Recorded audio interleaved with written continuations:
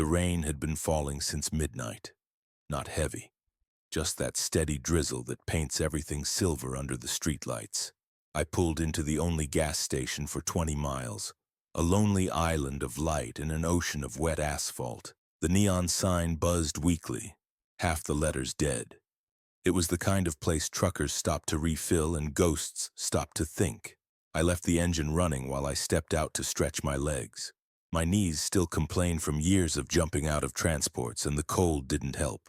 I was heading west, nowhere in particular. Sometimes an old soldier needs a road under him just to remember what still beats inside his chest. The clerk inside nodded once through the window. Young kid, nervous eyes, phone in hand. Behind me the night was quiet except for the hum of the fuel pump and the soft hiss of rain. Then came the sound that never means anything good, the pop of gravel under speeding tires. A county cruiser rolled in, lights off but confidence high. 2 more followed.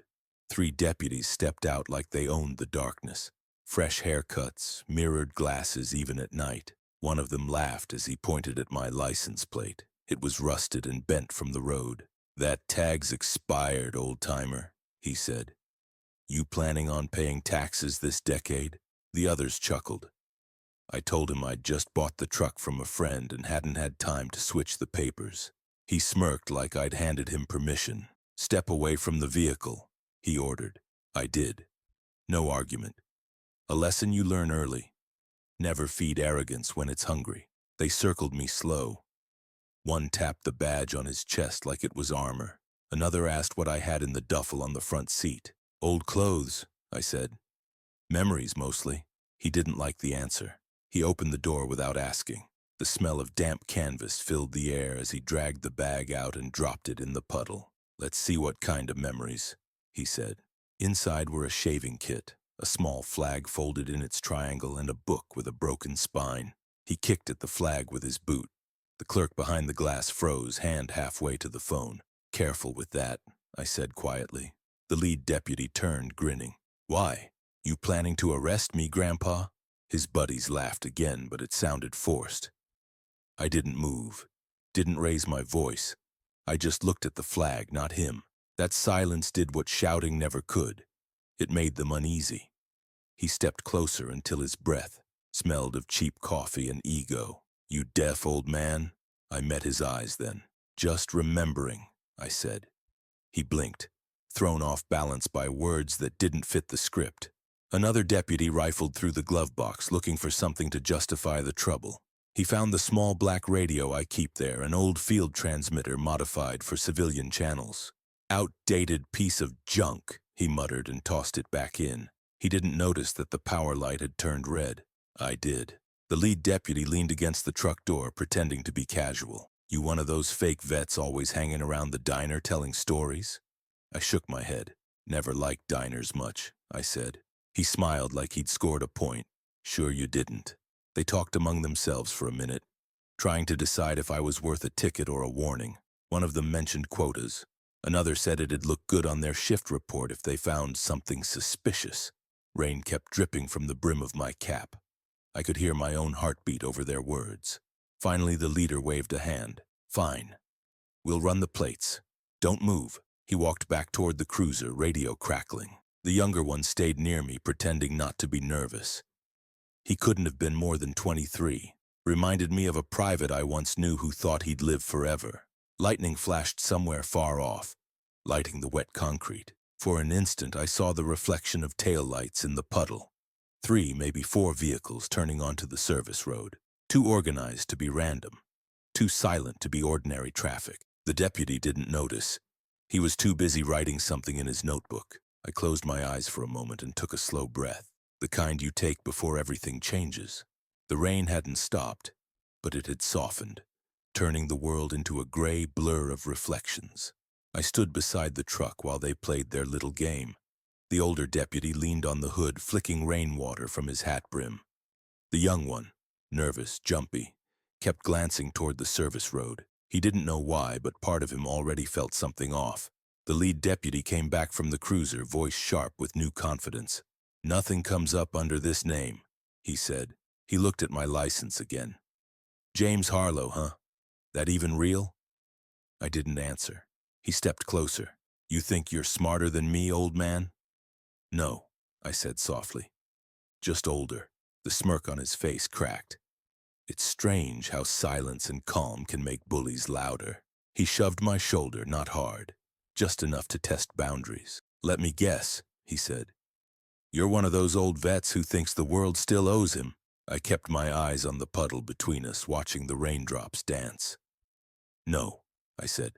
The world doesn't owe me anything, but it owes a little respect to the flag you just stepped on. That stopped the younger one cold. He looked down, saw the wet triangle of cloth against the concrete, and quietly picked it up. The lead deputy snapped at him. Leave it! But the kid hesitated, holding the flag like it was hot metal.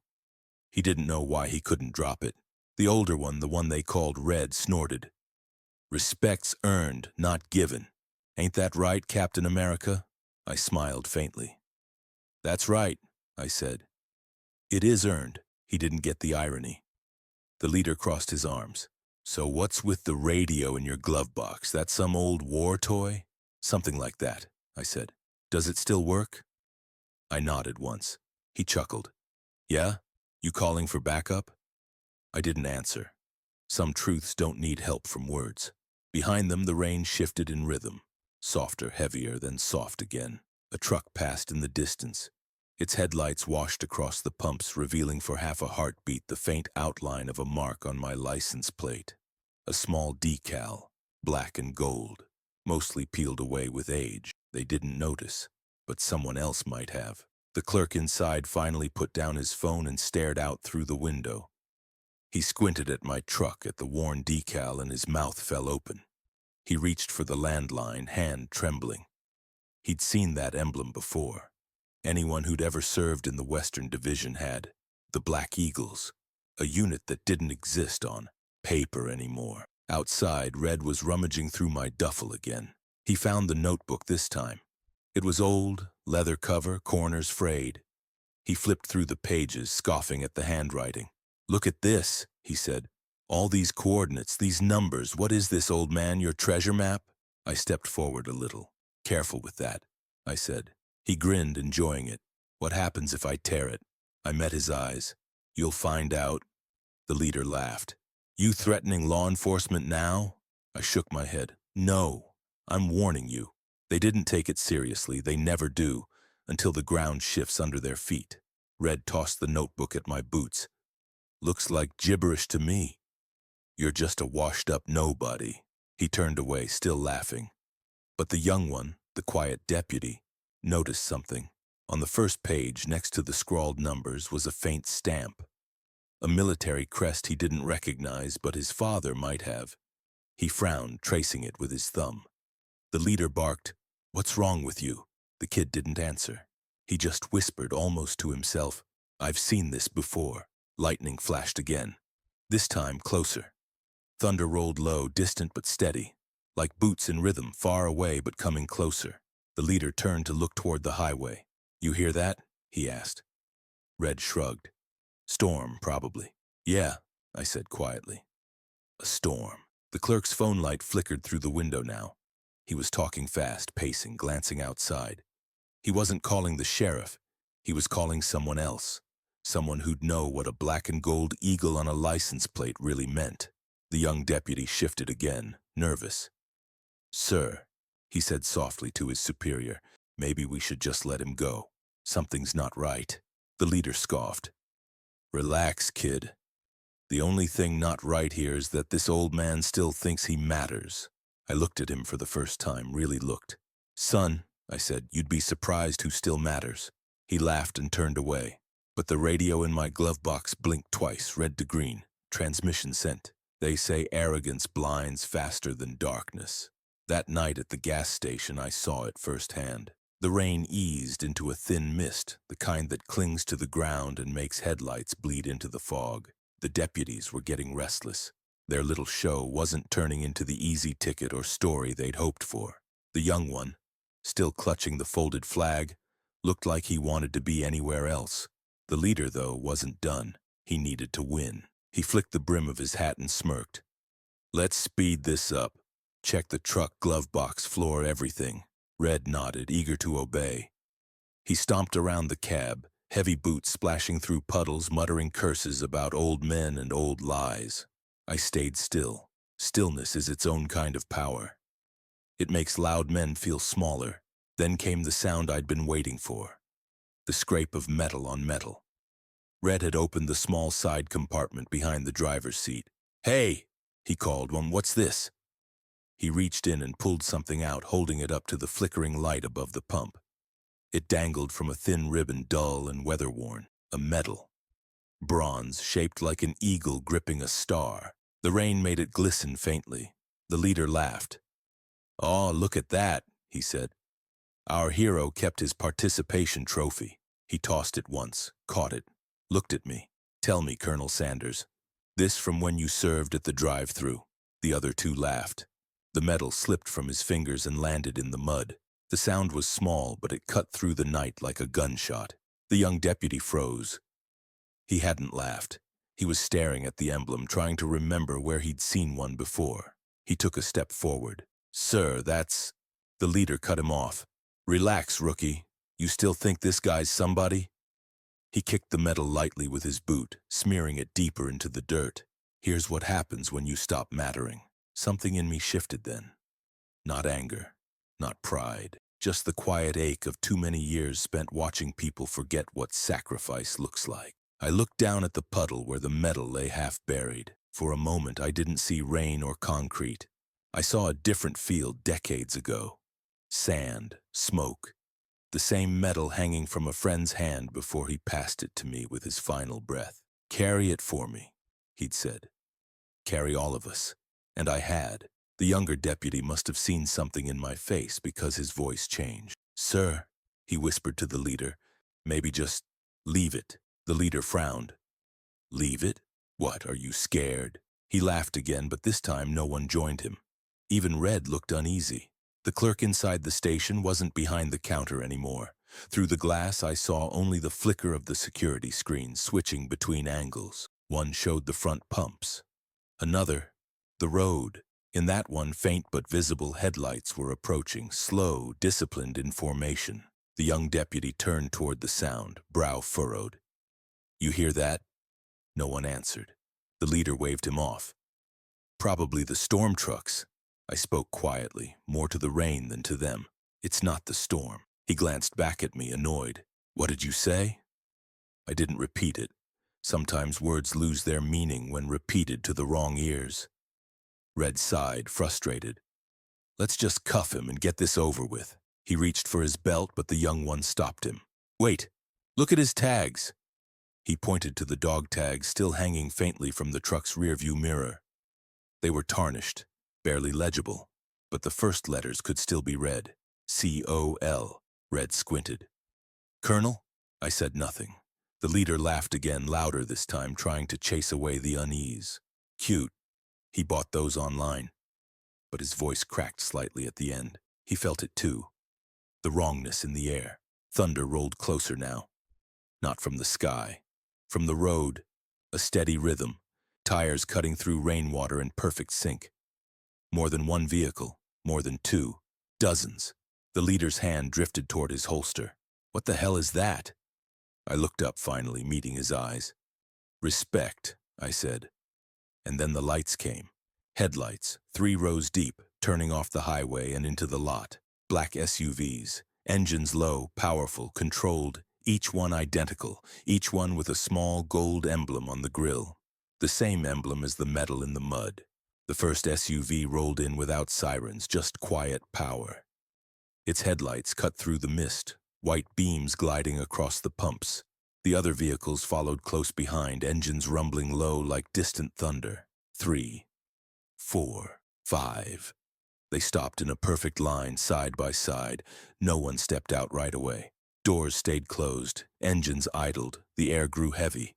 The leader cursed under his breath. "Who the hell are these guys?" He rested his hand on his holster, but his fingers twitched. Even he could feel it. This wasn't normal backup. Red spat into the puddle. "Probably feds." "You pissed somebody off, old man?" I didn't answer. Didn't need to. The young deputy took a step back. His voice came out quieter than before. "Sir, That's government issue. Look at the plates. He was right. Each SUV bore the same black and gold eagle embossed where a license plate should have been. The same emblem buried beneath the mud at our feet. The leader's voice rose, brittle at the edges.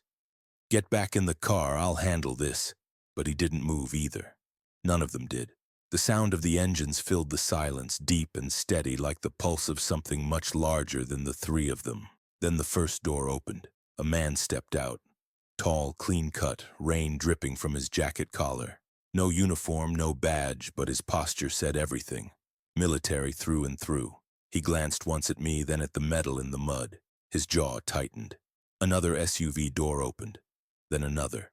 Soon a dozen men and women stood beneath the flickering gas station lights, their movements precise, wordless, practiced. They weren't cops, they weren't local.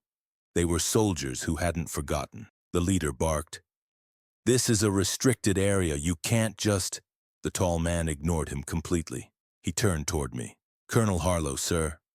His voice was even, respectful, but carried weight. "Your signal was received." For a moment I just nodded. Old habits die hard. Then I said quietly, "Appreciate the quick response." The three deputies froze where they stood. The young one whispered, "Colonel?" The leader's laugh came out sharp and thin. "Nice act. You're all out of your minds." But his eyes betrayed him. He was sweating now. The tall soldier took one step forward. "Step away from the colonel's vehicle," he ordered. His tone wasn't loud, but it filled the space like a command learned on the field. Red shifted uneasily. "Hold on. You can't just roll up here and start giving orders." The soldier didn't flinch. He pulled a folded ID from his jacket. The seal on it shimmered under the station lights. Federal Defense Liaison. Real, unquestionable. The leader's mouth went dry. He looked at me again, trying to find a version of this night that made sense, but there wasn't one. His arrogance had walked him straight into history. The young deputy finally broke the silence. "Sir," he said softly, "I didn't know." I nodded once. "I know you didn't, son," Red muttered. "This is ridiculous." But even his voice had lost its swagger.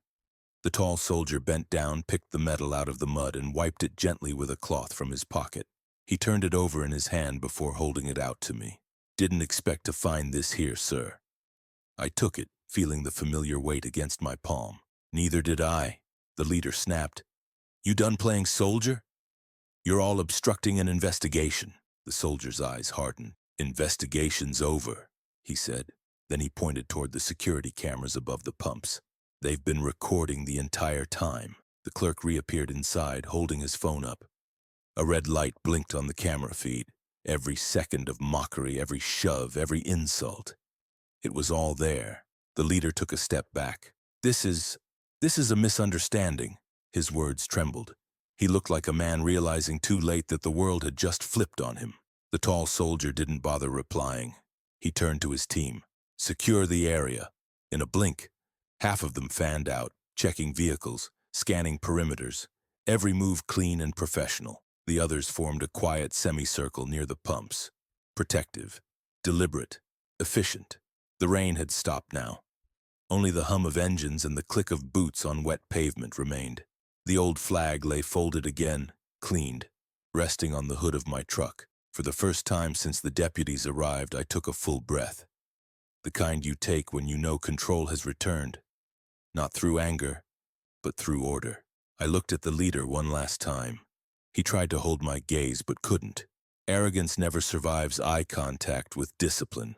The mist began to lift, curling around the headlights like breath. For the first time that night, I saw faces clearly. Men and women in dark coats, boots laced tight, eyes steady. They weren't a rescue team. They were soldiers. Former, maybe, but the kind who never stopped carrying themselves like they still had someone to protect. The leader of the deputies backed up a step. His voice cracked. "Who are these people?" The tall soldier answered without looking at him. "People who still remember what honor means." Red muttered something about jurisdiction, but his words faded when he noticed the patches on their shoulders. Small, faded but real. Unit insignias from different branches. Army, Marines, Air Force, Navy. Each one worn down by time, each one earned. They weren't just my old unit. They were a gathering of veterans who still answered a call when one of their own was disrespected. The leader swallowed hard. "All right, everybody calm down. We didn't mean any harm." But the words were hollow. He'd crossed a line you can't uncross. The tall soldier turned to me again. "Colonel, we were already en route. The message you sent through the emergency channel came through clear." I nodded. "Didn't expect anyone to still monitor that frequency." He smiled faintly. "Some of us never stopped." The younger deputy stood frozen near the truck. He still held the folded flag in both hands. When our eyes met, he looked down quickly, ashamed. He whispered, "I didn't know, sir, I swear." I stepped closer, laid a hand on his shoulder. "I believe you. You've got time to learn what respect means. Just don't forget this night." He nodded, eyes wet with rain, or maybe something else. Behind us, another SUV pulled in. From it stepped a woman in uniform. Not dress blues, field gear. Her rank insignia caught the light. Major. She walked straight to me, saluted clean. "Sir, we've recorded everything. Transmission copies sent to Central Command." "Good," I said. "No one needs to get hurt tonight." The leader's face turned pale. "What are you talking about? This got out of hand." The major faced him. "You tied up a decorated veteran, mocked a fallen soldier's flag, and desecrated a federal commendation. That's not out of hand. That's disgrace." He opened his mouth, but no words came out. His confidence had evaporated, replaced by the kind of fear that doesn't come from danger. It comes from truth. The veterans closed ranks around me. Not aggressive, just solid, protective. The sound of boots on wet asphalt echoed like memory. A rhythm I hadn't heard in years. The march of the forgotten. The ones the world moves past, but who still move in step when one of their own is threatened. Red tried to speak again.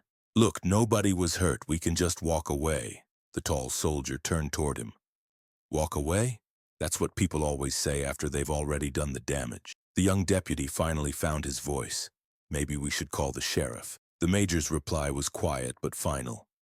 "He's already been informed. He's on his way. He served under the colonel once." That shut everyone up. Even the rain seemed to listen. The leader dropped his gaze. He didn't dare meet mine. In that silence, I almost felt sorry for him. Not for what he'd done, but for how easily he'd forgotten what respect costs to earn. The tall soldier leaned closer. "What do you want done with them, sir?" I shook my head. "No revenge, no noise, just accountability." He nodded once. "As you wish." He motioned to his team. They didn't draw weapons or raise their voices. They simply stood firm, a wall of calm discipline against chaos. The sight of it made the deputies step back instinctively. The gas station lights flickered again. Through the glass, the clerk stood frozen, recording everything. He wasn't smiling. He wasn't cheering.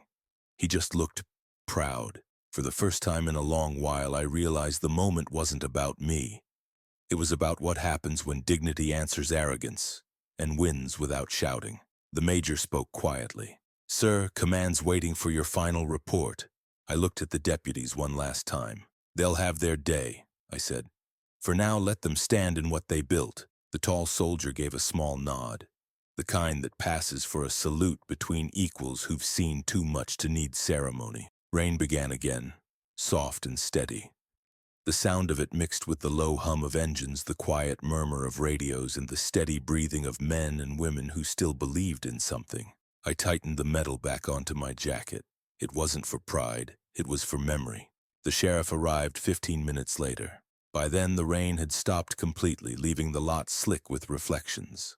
The black SUVs still lined the gas station like silent sentries, engines off, headlights low. The deputies stood together near their cruiser, stripped of their swagger, hands shaking more from shame than fear. The sheriff stepped out slow. Tall, weathered, mid-50s maybe. He carried himself the way only a man who's seen both war and politics can. Tired, careful, and done with nonsense. When his boots hit the pavement, the sound echoed like a gavel. He looked around once, then straight at me. And for a long second, no one said a word. Finally, he nodded. "Colonel Harlow." His tone wasn't surprise, it was recognition. I returned the nod. "Sheriff Dalton." He exhaled. Didn't expect to see you again. Last time was Iraq, wasn't it? Fallujah, I said. Different desert, same kind of trouble. He gave a small, humorless smile. Then his gaze moved to the three deputies. His voice turned heavy. Which one of you geniuses decided to lay hands on him? No one answered. The silence did it for them. Dalton stepped closer, boots squelching in the puddles. Do you have any idea who this man is? The leader tried to speak.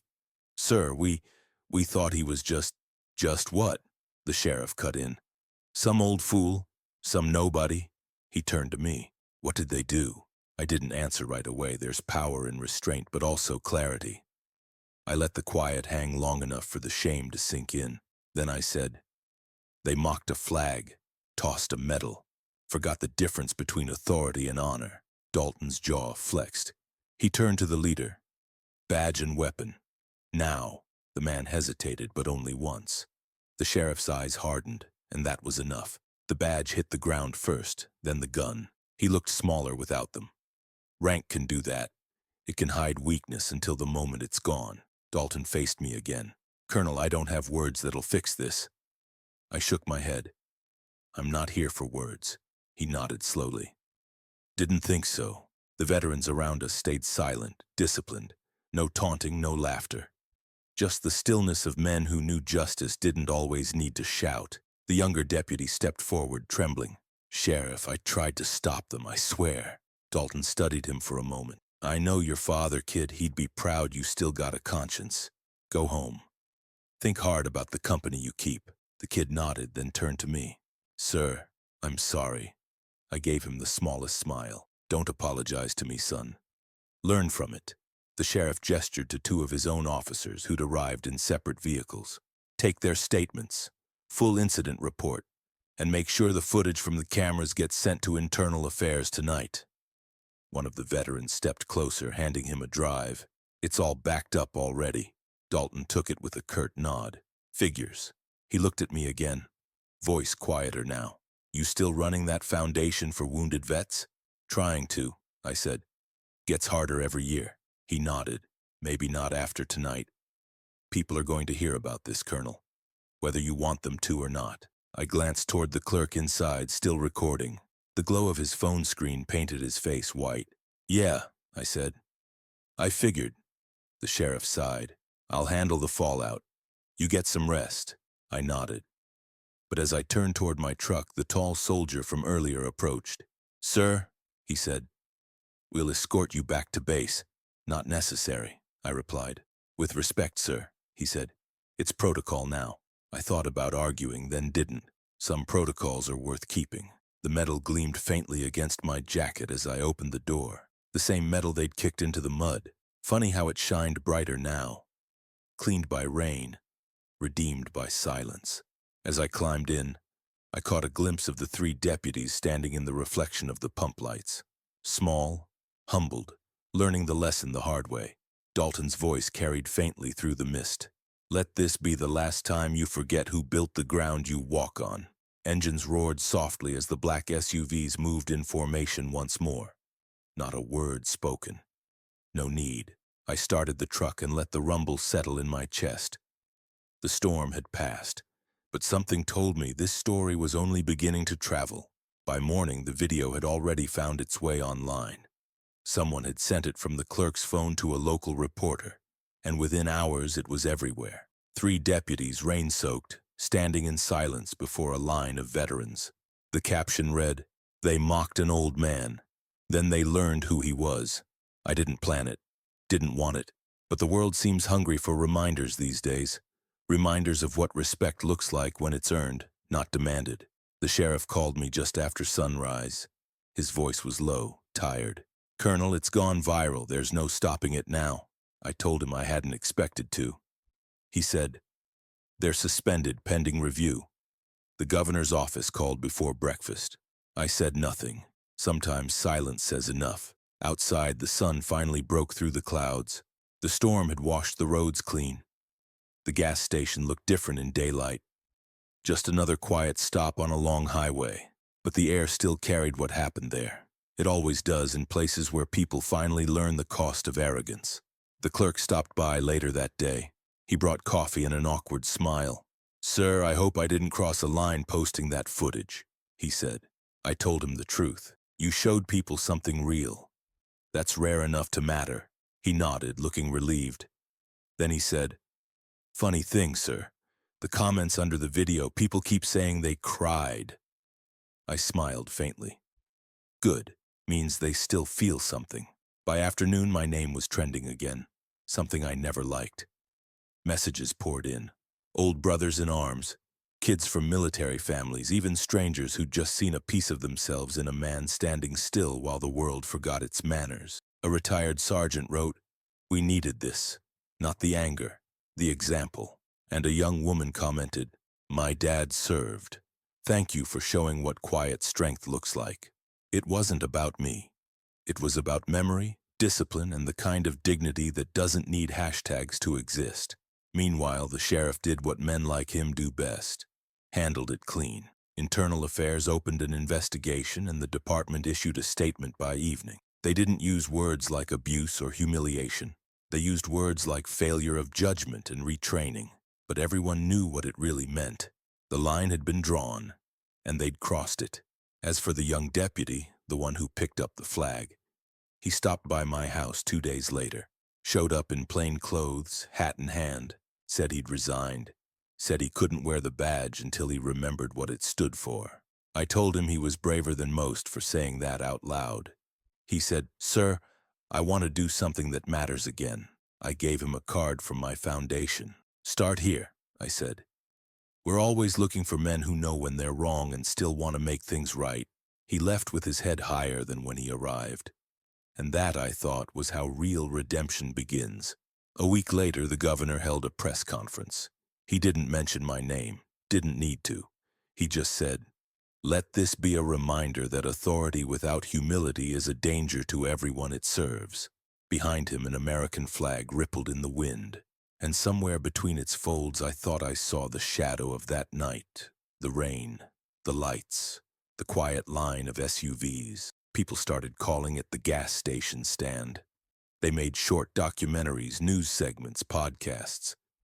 But what mattered to me was what happened off camera. Veterans started showing up at small-town precincts, not to protest, not to shout, but to talk. To remind young officers what service feels like when it's done for something bigger than ego. Even Dalton told me later, "You did more for this county's conscience in one night than my whole department did in 10 years. I told him I didn't do anything special. I just didn't let them forget. He nodded. Maybe that's the hardest thing these days. That night I sat on the porch watching the sky turn red with sunset. The medal rested beside my coffee cup. Clean again. Whole again. Respect isn't a medal. It isn't a uniform, it's a choice. Made in the quiet moments when nobody's watching. And sometimes it takes a storm at a gas station to remind people how to choose right. A month passed before the noise began to fade. News anchors moved on. Headlines shifted to something new. But every time I stopped for fuel on a quiet road, someone would recognize me. Sometimes it was a handshake. Sometimes just a nod that said more than words could. I didn't mind the silence that came after. In fact, I preferred it. The world had shouted enough. It needed a few moments to remember what calm sounded like. The foundation started receiving more donations than ever before. Not from corporations or officials. From ordinary people. Truckers, nurses, teachers. Folks who'd seen the video and wanted to help veterans who'd been forgotten. Each letter came with a story. A son who finally understood his father. A daughter who stopped seeing her grandfather's medals as decoration and started seeing them as promises. One message came from a high school student. She wrote, "My teacher showed us your story. We talked about dignity. I didn't know silence could be strength." I read that one twice, maybe 3 times.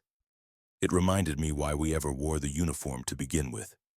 To stand for something steady, something that doesn't need to raise its voice to be heard. Sheriff Dalton stopped by one evening.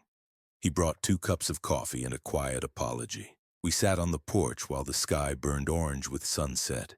He said, "You know, I keep replaying that night.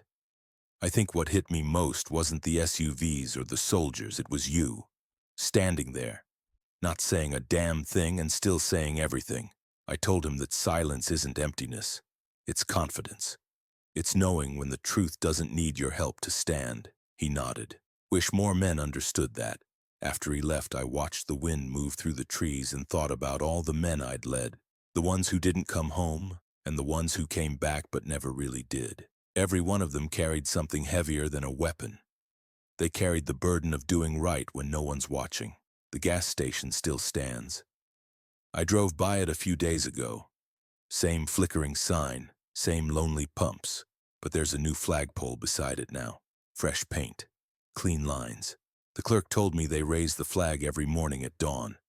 He said, people stop just to watch. Some of them don't even know why. They just do. I told him that was reason enough.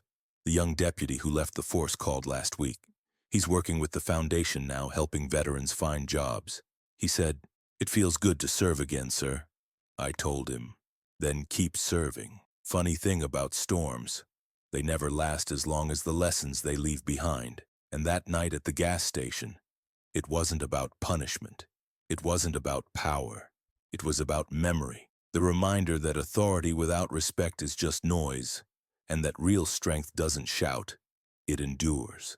The medal still hangs in my study. I don't shine it anymore. I let the tarnish stay, because every scratch, every dent, every faded edge tells the story better than I ever could. Sometimes I catch myself looking at it when the world feels too loud again, and I think of that folded flag lying in the mud, and the kid who bent down to pick it up even when his boss told him not to. That's what hope looks like. Not grand speeches, not medals or parades, just quiet decency in the middle of noise. Before I turn in each night, I touch the medal once.